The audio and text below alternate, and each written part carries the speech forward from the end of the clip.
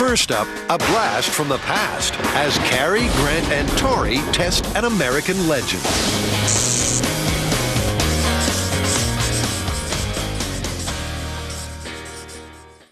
Fun fact or fiction, Franklin's kite-flying bolt from the blue is a myth that took the U.S. by storm. But did this famous spark in the dark really happen? So what we've got to do is start out with the kite and see if we could build a kite that will fly using period materials with Benjamin Franklin's specifications. Definitely have to do some small-scale testing on conductivity. Yes, just to see if the string can actually get that charge all the way down to the key. And then another problem I see is finding a storm, getting the kite in the storm, and having it hit by lightning. Without killing all of us. Yeah, that seems like it's going to be a challenge. Yeah. Let's start with building the kites. Where they can follow Franklin's recipe, because he wrote most of it down. The square frame was made of cedar, and the material was a silk handkerchief. On the top of the kite was a lightning rod, and at the end of the string, the key. And lastly, Franklin flew it out of a window so that he didn't get dangerously damp. With the kites coming together, the team leaps from preschool to postgrad in a quest for the best string. The next part of the myth is we have to measure the resistance of the string that we're going to use for this. And we have here the high resistance meter. So I need a 1-inch sample of each type of string we're going to try. They're calculating which of the 18th century twines is the best conductor. 0.48 nano Siemens. Because that will have the highest chance of conducting the electrical strike from the kite to the key. Now check this out. There's a difference in conductance between these two pieces of string. And in fact, the thicker one has much higher conductance. So that's what they're going to use. Now, with the traditional kite strung up with the authentic hemp twine, it's time to see which of the two sizes is the high flyer. It's the death kite, the kite of punishment. Oh!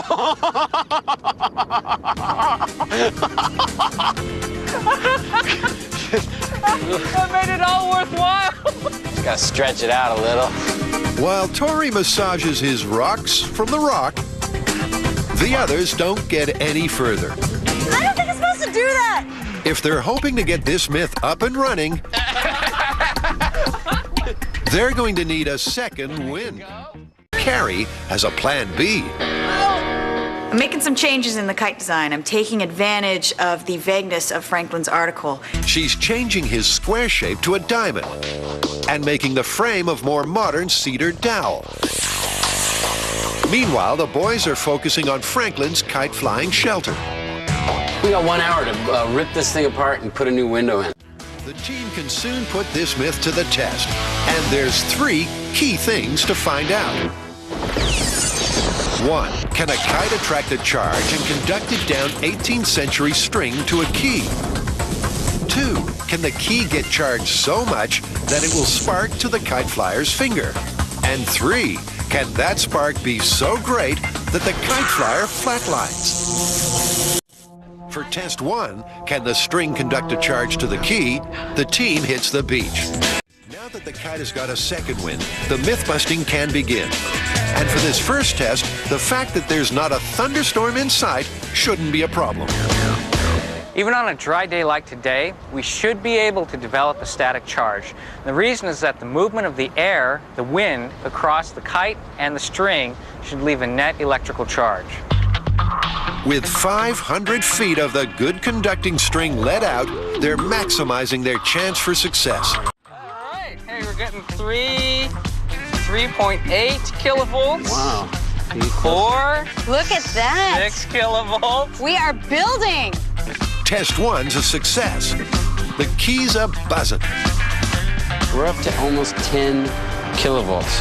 With a reading of 10,000 volts, the team moves on to test 2. Can Carrie get a shock off the key? No sparks. Now that we've gotten it in the air and we've got the copper rod at the end, Yep. do you want to bring it down, wet it, and let it back up? Yeah, I think we should. To try to get a spark, the team wets the string because water should dramatically increase its conductivity. charge didn't seem to be building very quickly before, but it is now. Hold it steady. 16, 19 off the scale. You want to try the knuckle test? Definitely. Nothing.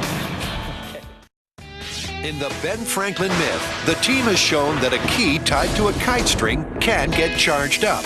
But the famous spark has so far proved elusive. Listen to me. So they're going to up the ante. Take me to your leader. And Jamie's Van der Graaf generator should provide the necessary power. It's capable of generating a charge of 100,000 volts. And if this charge strikes the kite,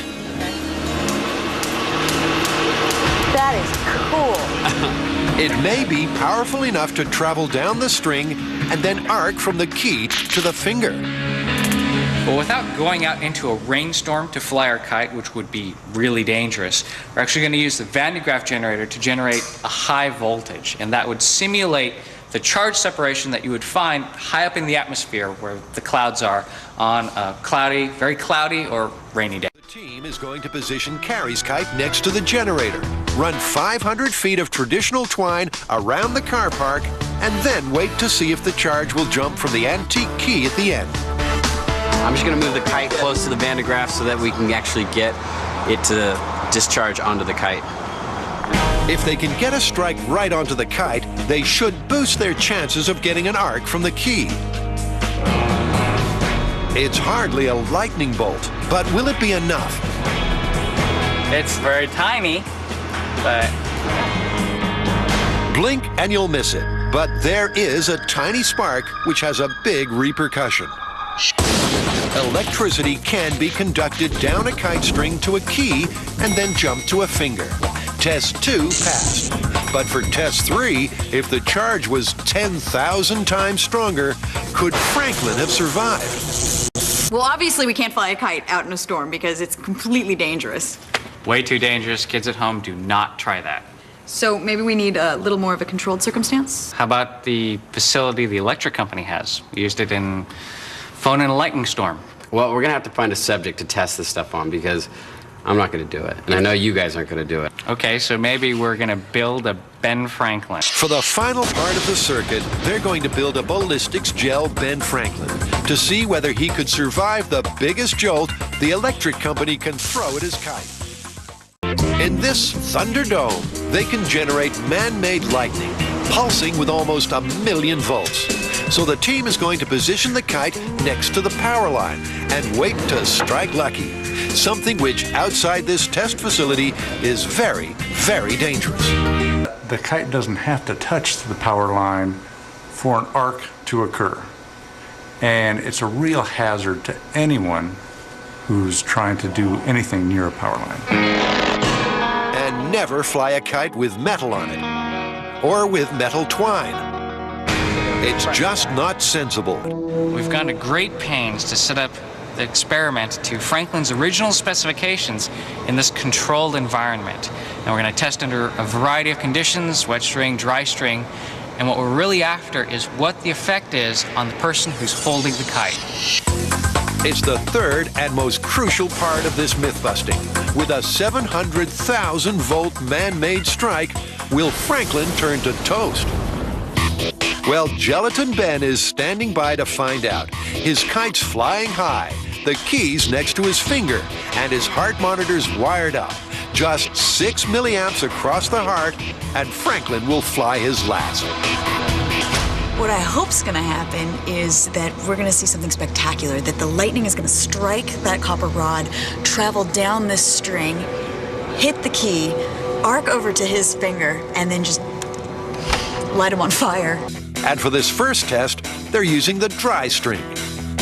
400,000. The voltage is climbing fast. It's actually kind of terrifying. I'm kind of filled with a little dread here. Here's our lightning. A special camera called a Corona Cam shows just how much electricity is being slapped onto the kite. It really is in severe shock. But Ben is undeterred. There's no sparking from the key. So it's out with the dry string and in with the wet. So now we're going to start our second test. So we had to wet the string down, which hopefully will conduct the electricity a little bit better. Remember, it was the wet string that got the tiny spark with the Van der Graaf. 300,000. As the voltage rises, one big bolt could frazzle Franklin. But then, disaster strikes. Oh, it just burned the string. Is there a way that we can build a charge at the generator and then raise the kite into it so that it's an instant discharge? 480,000. 480,000 volts. Should we send it up? Let's send it up. There she goes. Up, up, and away. There it goes. They've struck gold. The kite is hit repeatedly, and the charge does travel down the wet string where it finally jumps from the key to Franklin's finger. But after that shock, does he still have a heart? Grant's heart monitor reading proves that Franklin would have fried. Even this man-made lightning contained ample power to kill this famous kite flyer. This is only a fraction of what a lightning bolt would be. We're looking at just a tiny, tiny, tiny little lightning bolt here. And we fried Ben out. Could you imagine if it was a real storm and a real lightning bolt? There'd be no way he'd survive. He'd be dead. Smoke straight down the string, straight through his heart.